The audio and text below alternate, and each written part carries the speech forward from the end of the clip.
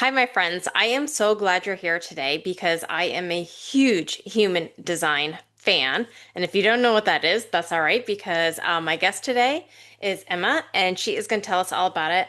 Emma, please just tell us about you, though. I know that you are a master coach. I know that you're a behavioralist. I know that you are a human design expert. Tell us a little bit about yourself. Yeah, wow. Well, given I don't know if you've talked much about human design on the podcast already, but I am the epitome of a manifesting generator. When people say, "Tell me about yourself," I'm like, well, what version of me do you want?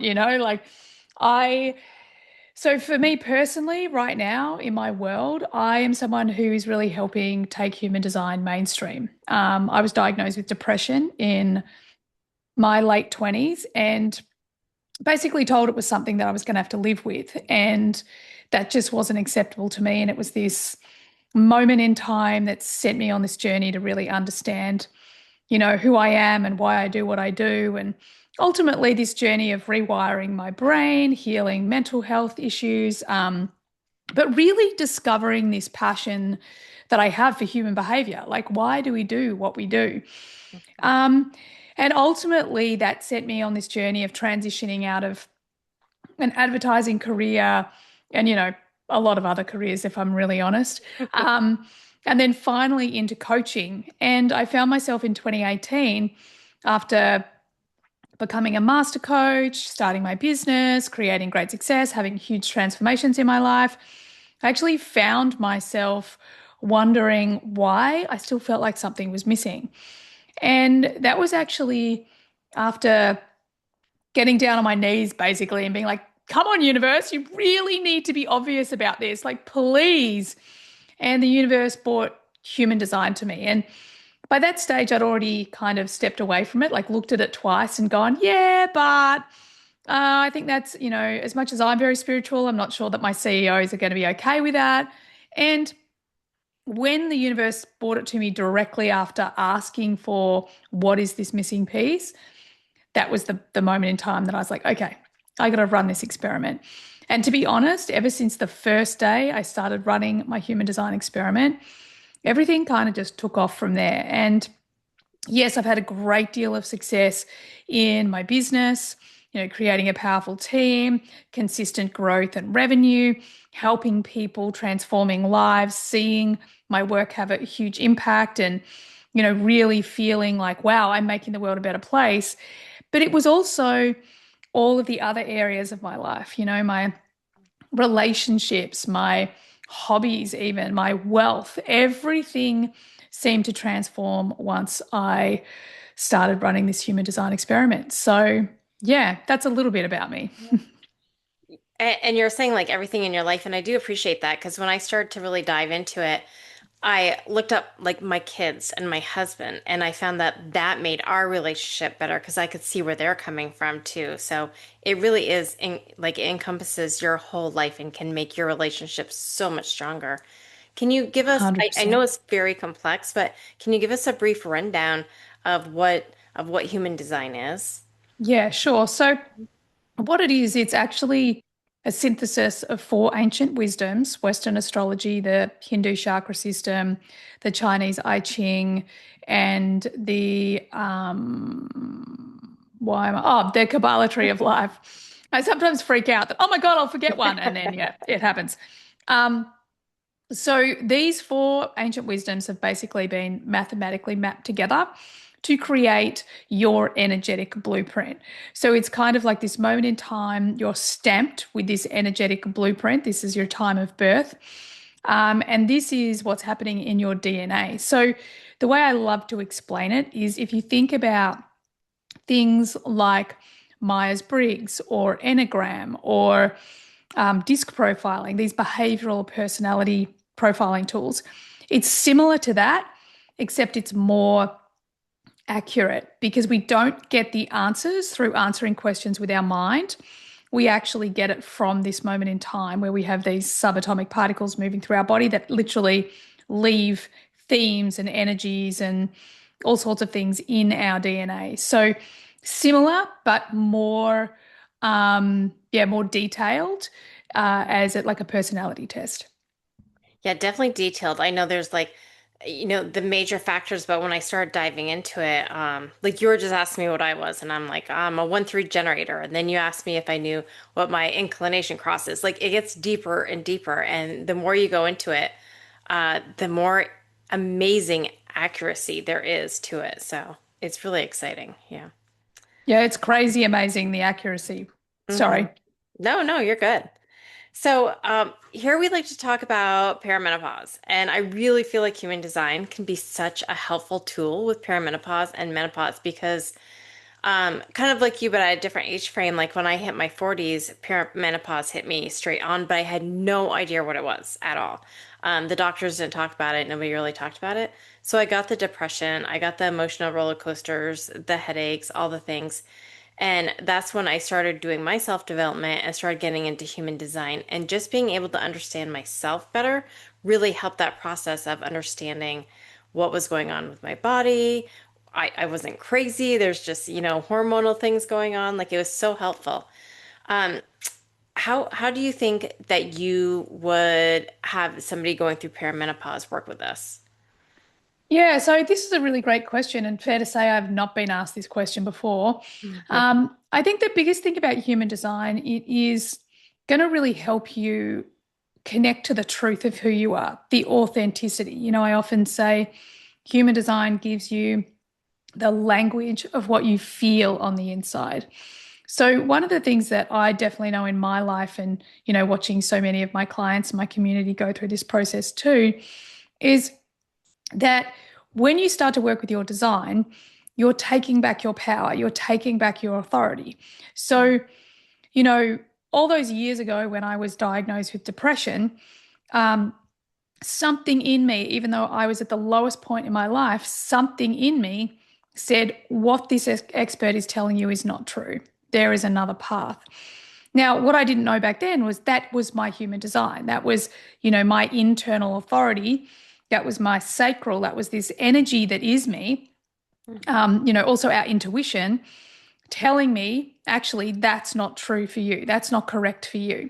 So, if we think about perimenopause and menopause, this is a time of significant change. And the challenge with change is that the subconscious mind, the ego goes into free fall because it hates change. It will do whatever it possibly can to keep you the same because change equals death. Because if you change, then a part of your ego has to die, right? A Yep. part of who you really think you are. So this is why human design, I believe, is so powerful for things like perimenopause and menopause is because you're going through this big change. And in the world, I mean, I actually went through early menopause and that was, I don't know, like 9 years ago now. And we live in this world where you're given all this information or no information in your circumstance. And what do you trust? How do you go through this process and navigate it when you're not actually the expert, but in menopause or perimenopause, but you're the expert in you? So this is where I think human design can really help you to understand, okay, I am the expert in me. And for you, for example, being, I would assume a pure generator, Mhm. like your sacral is constantly saying, yes, I have energy for this. No, I don't. Yes, I have energy for this. No, I don't. So that might be a book that you're reading. That might be an expert that you go and see. It might have even been when you first went through the process and you're like, something's not right. And when doctors were telling you, oh, it could be this, it could be this, it could be this, your sacral's constantly saying, no, it's not that, it's not that, it's not that, it's not that. So what it does is it gives us the opportunity to take our power back, to actually listen to the biofeedback, the intuitive feedback that's happening all the time in our own body and energetic body and emotional body. Yeah. Yeah, and I have found in my life personally that when you don't listen to that intuition and you don't find out who you are as a person, it just gets louder and louder. And we are almost programmed to do things that are against what our human design is actually for. So, as a generator, I'm a go girl, I'm a yes person, I'm like, do, do, do. And I know even in my early 20s, I stuffed everything down and just kept going and didn't listen to my intuition or my sacral. And I got really, really sick. I got Crohn's disease. I don't know if you know what that is, but I do. yeah, it was not Not fun. nice. Mm-mm.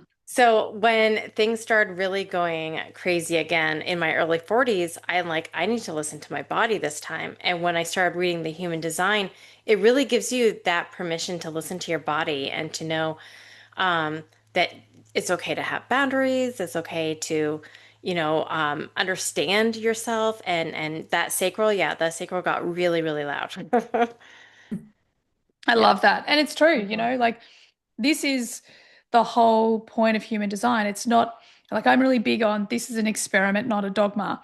I'm Mhm. not here to tell you who you are. I'm here to give you a framework for you to go and experiment with.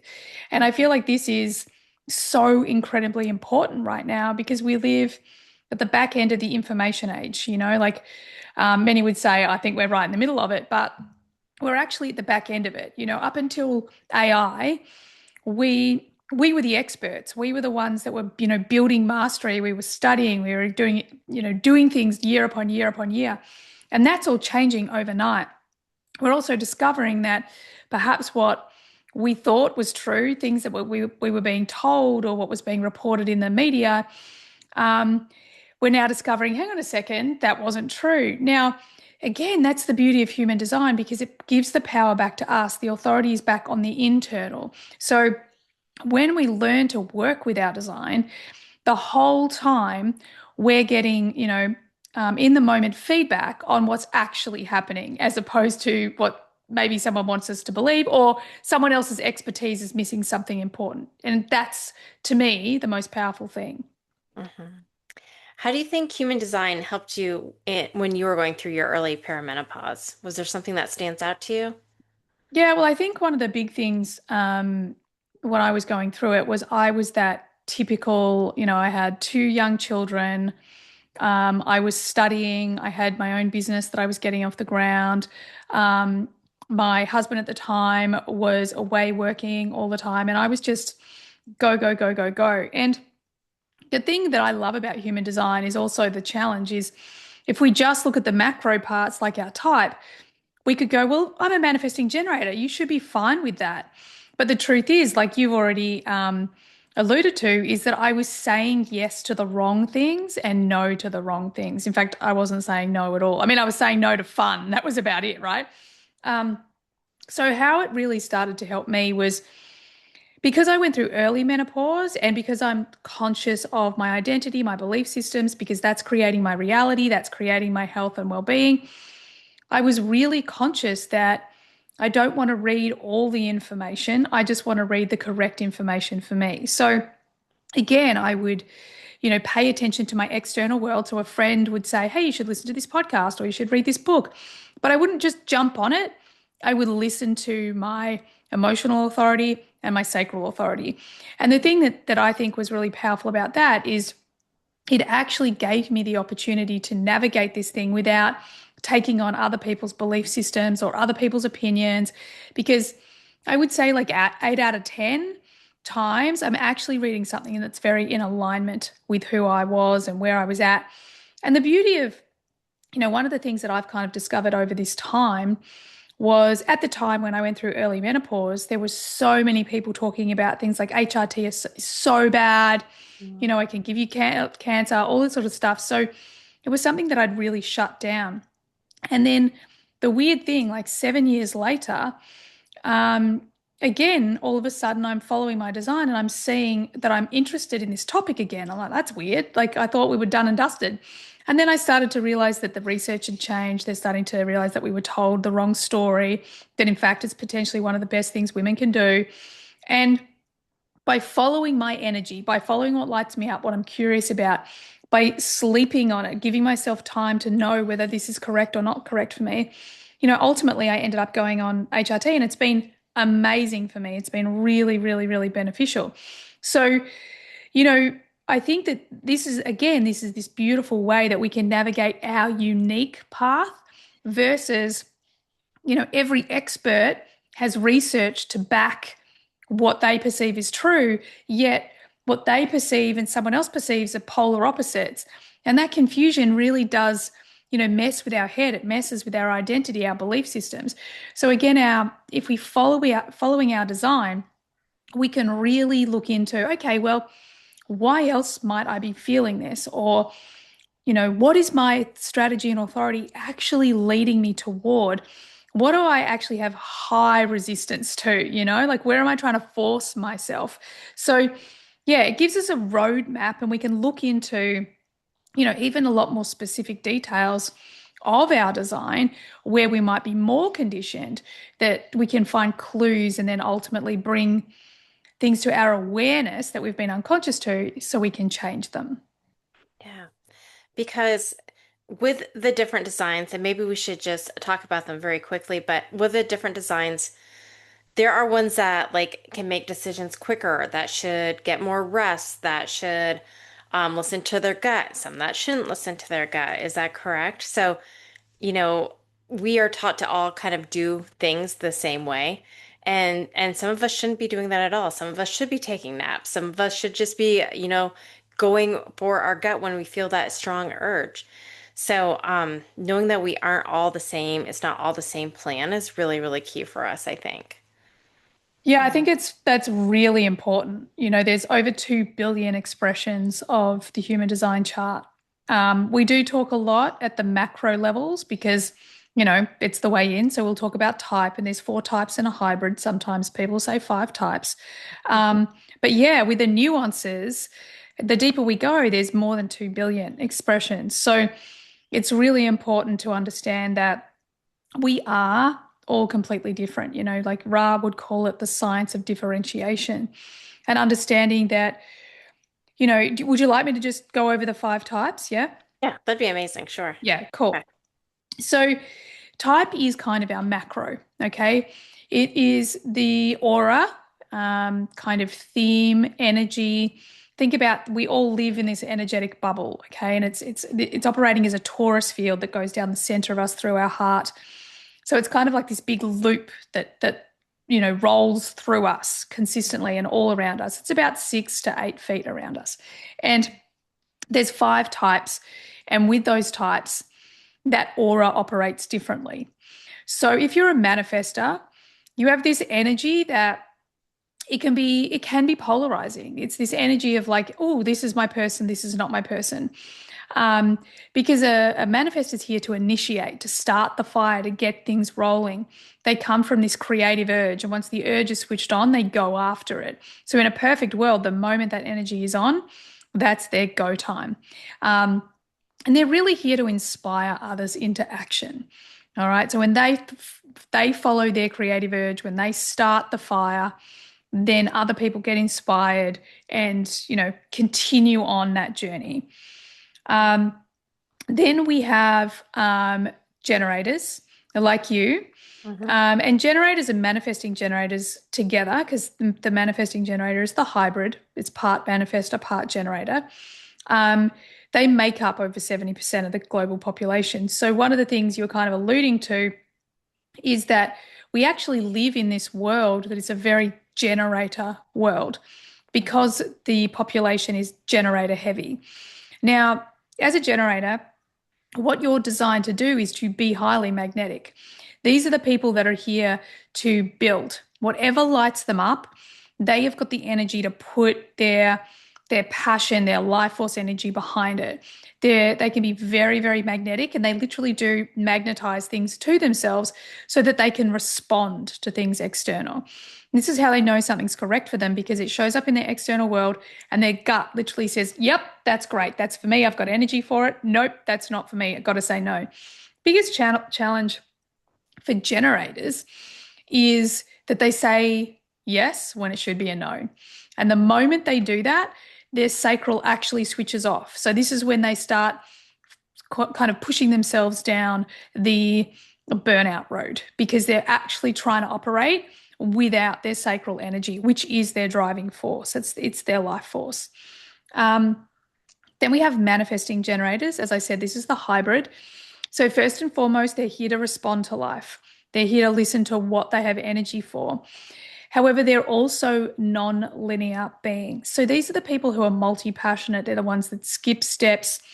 When they learn, they get in quickly, they get out before it's finished, as soon as they've got what they need. They're the people that will have tended to do a bunch of different jobs. You look back at the age of 40 and go, wow, I've done all of these different things. But what you'll see is that there's a thread. These are the people that are actually out there effectively hacking life, moving very fast, finding the quicker way, putting weird things together and making something brilliant. And then often they can feel like they're too much. This is a story they've told themselves or other people have told them because they do take up a lot of energetic space. Um, then we have projectors. So if our manifestors have started the fire, inspired people into action, our generators and manifesting generators are literally building the world. Our projectors are the ones that look and say, okay, I can see where you can create efficiencies. They're our great guides. They're the ones that, develop wisdom over time, and that wisdom and their ability to see deeply into the other helps them to improve efficiencies of energy. So they're the ones that, they're often our coaches, our refiners. They're the ones that build incredible systems. I always think about, I wouldn't have been surprised at Apple if, oh, I can't remember his first name, but that worked with Steve Jobs, the guy behind Steve Jobs. Mhm. Wouldn't have been surprised if he was a projector, like just, refining, refining, refining, improving, improving, improving. Um, then we have to be careful with the projectors because their wisdom needs to be invited in. And we live in a generator world where everyone's like responding to everything out. Oh, look at me, look at me, look at me, look at me. Where projectors are actually meant to do the opposite. They're meant to develop their wisdom, work on the things that they want to obsess about.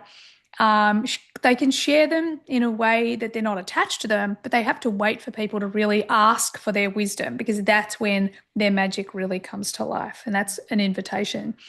Um, and then finally, we have the reflectors. The reflectors are only 1% of the global population. So very, very small, yet very, very powerful. These are the people that see energy and others with absolute truth. They actually take in other people's energy, amplify it, and reflect it back. So these are our truth tellers, whether it's of a relationship, a family, a business, a community, a country. They are reflecting back the truth of what's going on. So there are 5 types. And yeah, like if we think about just referencing something you said earlier, with a manifester, they're going to work in a way that they have this huge burst of energy. I often use the metaphor. I worked in advertising for many years. We had a guy that would come in, and whenever we had a new business pitch, he'd work on that 3 weeks straight. I don't think he even slept most of the time. If he did, he slept in the office. And then after it was done, he would go. He didn't do anything else but that. Um, with our generators and manifesting generators, our generators are very consistent, reliable. They're all about mastery. I want to make it better, make it better, make it better, make it better. So it's linear mastery, consistent energy.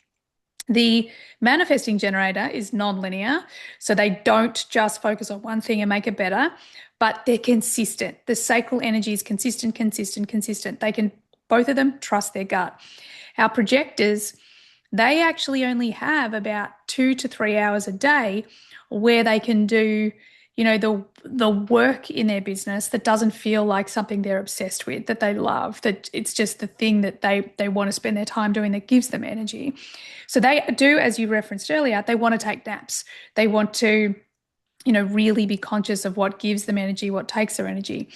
And then reflectors, honestly, they need time alone because they're taking on everyone's energy and kind of running off the back of that so much of the time. So they need time out too. Yeah. So I would think even diving in at that level, which is really a surface level when you think of all the things that are behind it, if you hadn't up until perimenopause is such a great time to dive into it, to just give yourself permission and empower you in this next season of life. Because really, I mean, as you know, um, and as I am about to turn 50, like I don't feel like I'm going downhill. I feel like I'm just turning a corner and ready to like rock it off. So this is so like to know this would be so empowering because then I'd be like, oh, this is part of who I am. This gives me permission to have these multiple passions or to just have this one passion and want to master it. And that's okay. And to really be able to dive into it would be amazing. Yeah, I love that. And it just makes me think there's research they've just done recently on the average age of entrepreneurs these days, and they're women in their early 50s. So Yeah. it's like, we've been told this bullshit, sorry, this Yeah. BS old story that, we get to menopause and we are useless. And Hmm. the absolute truth is, and you guys probably know this already, but it's one of my favorite stories. I always tell it and I'm always like sharing it with my community, and is that there's three species on planet Earth that have menopause. The killer whales, the orcas, so they're a matriarchal in, community. So they're completely led by women, by the female. Um, then it's one of the apes, same deal, and then us, right? And the reason that these species go into menopause is because the evolution of that species and actually the evolution of planet Earth depends on the wise woman. That Mm, because that's what creates evolution. So they literally had our biology, and this is the thing that we know, like if our biology changes, it's important. yeah. It's because the people or the women that are going to evolve the human race are actually the ones that are the older wise women. So they have to be taken biologically out of one role and put into another. And I just love that. I just think that's like, we need to know that actually the crone stage, which I don't know about you, for years, every time I heard the word, I was like, oh, like we have to Yeah. embrace it because it's actually the thing that helps evolve the human race. Yeah. Yeah. Oh, I love that. Talk about empowering, right? That's a very empowering Mm. thing. Yeah. Mm. That's amazing. Um, what is one part when you are in perimenopause, but maybe just in the season that you're in right now, that that surprised you, but you are really appreciative now? Like as I am in perimenopause and learning about it and about to be 50 this year, I just feel like I'm really stepping into who I am and I'm really enjoying that. What is something in your life that really kind of surprised you, but is also something you really appreciate about your season? Well, I love this question because, again, from the collective, from society, we kind of worry about getting old. And I've never worried about aging. I've always been like, it's fine. But then when I went through, early menopause, it started to mess with my head. And I think a lot of it was, we are all connected to the collective consciousness. So it's not just my belief systems, it's whatever my mum's, my grandmother's are, whatever the people around me, the community I live in are. But I think one of the biggest things that's really landed for me is in the last 3 years, I've been going through a divorce. Obviously, I've been building my business for the last decade. It's going really, really well. Um, I have two incredible children, 18 and 14-year-old boys. My health is, I've walked the Camino twice, and the second time I did it, I was even fitter and healthier than the first time.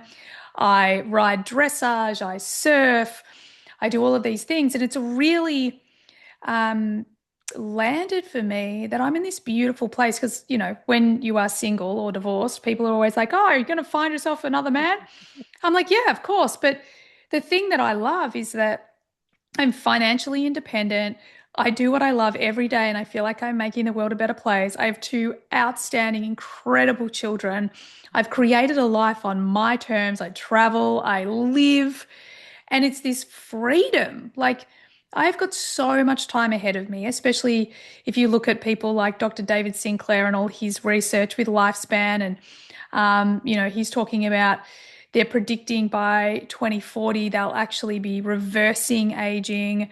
Um, so I actually feel like I often say to my friends, I feel like I'm 21. I feel like I've hit that stage, maybe 30, where I'm like, Mhm. okay, I think I've worked this life thing out. I've created a strong foundation. I have everything I need, and it's almost like the sky is the limit from here. So I actually find this age and stage incredibly, yeah, exciting, full of Yeah. possibility. Yeah. Oh, I definitely hear that. You talk about 21, like I don't think you could pay me enough to be 21 again. I am Yeah, definitely healthier in my mind and my body yeah, than I was when I was 21. And my pocketbook is healthier. Like my whole world is healthier right now. So you could not pay me to be 21 again, but I definitely feel like this is the best time of my life. yeah. So And Yeah. that's pretty, I don't think that's something that that women would have said maybe 20 years ago. So I think it's Yeah. very empowering and great that we are at that stage. Definitely. Yeah. I think we're at Yeah. a really fascinating time because if we even look at aging itself, it's slowed down. And Mhm. I'm, a bit of a nerd when it comes to understanding the brain and behavior. And, one of the things I learned really early on is that like how you language aging and your age has a direct correlation to how the body ages. Um, and I think what we're actually noticing as well is if you look at, because I'm the same age as you, I'm actually just a bit older, I'm 51, so a couple of years older. But if we look at the, Generation X right now, like we look young, we're all out doing fun things. And I think that when we see that collectively happening and we're having better attitudes and people listening to people like you talk about these things and what's actually happening is not only are we changing our individual mindset, we're recalibrating our energy, we're actually re-empowering our body to do all the things it can do to regenerate, to restore, to, access more energy, but we're all seeing it, the evidence around us. And when our brain sees the evidence of like, oh, is this what 50 looks like now? Really? Oh my goodness, that's okay. Then it actually tells our brain we don't need to age because this is not this is we're good here. So I do feel like we're living at this really fascinating time because our biology is giving us the evidence, like we're seeing it in our own bodies. Um, and we're just trying to we're catching up. We're trying to work out what's going on. Like how come this Mhm. is happening? And so much of it is, yeah, we're just right in this middle of this huge transformation. Which, yes, it's messy because there's a lot of stuff burning down, and it's also exciting because it's the potential of what's going to come, or what's evolving in its place. So exciting times. Yeah, absolutely. I know I have a few people that I know that when they have birthdays, they're very bummed out about that. And I am like, I am so excited and proud and Yeah, happy to be this age. Are you kidding me? Like yeah, this is we should always celebrate being alive, period. But it is that yeah, mindset. Like, I'm happy to be alive. I'm happy to be this age. I am like so excited to have this energy to be at this stage of my life. So definitely yeah. the mindset and what they have now for just like, the red light therapies and the saunas and the supplement, like they have so much to help us nowadays. It's amazing. Yeah. Hmm. Yeah. And I always say like I'd much rather be getting older than not. Like, Yeah, yeah. right. Right. I So mean, the yeah. alternative, yes, I am glad to Yeah. have a birthday. Yeah, exactly. Yeah. So, I would love to know, I have a couple more questions, but before they're short ones before we get there, like how can my audience find you? I know you have a book, but how can we find you? How can I push Yep. more people towards you? Yeah, cool. So if people are listening and they're curious, then you can Hmm. find me on the Human Design podcast. Hmm. Um, you can go to the website, which is emmadunwoody.com, and you can get your free chart. Now, if you've already got your human design chart somewhere else, I do recommend go and check out our site because once you get your chart with our site, you are going to be sent, you'll be given podcast episodes to listen to and kind of to help you get very specific on your chart. So you can do that. You can go and check me out on Instagram, which is the Human Design Coach. And yeah, I'm absolutely a manifesting generator. So you can find me on YouTube, you can find me on LinkedIn. Like, there is something for Yeah. everyone. So go check it out. All right, and I'll put those links below because definitely go to her site and get that chart because it's going to be a game changer for everybody. I know it. One question that I ask everybody on my podcast is because it is Nurture herself. How do you nurture yourself on a daily basis? What's maybe a small or a bigger thing that you do to take care of yourself? Yeah, I love this question because I feel like it's been a whole journey for me. As I said in my late 20s with my diagnosis of depression, like that's when I really realized, wow, I don't look after myself. And, it could be everything from, don't mind me, I think that's my stomach just grumbling. I don't know if you heard Same that because here. I'm fasting right now. Um, but, it's everything from the way I eat, making sure I exercise, I meditate every day. Like there's just such a long list.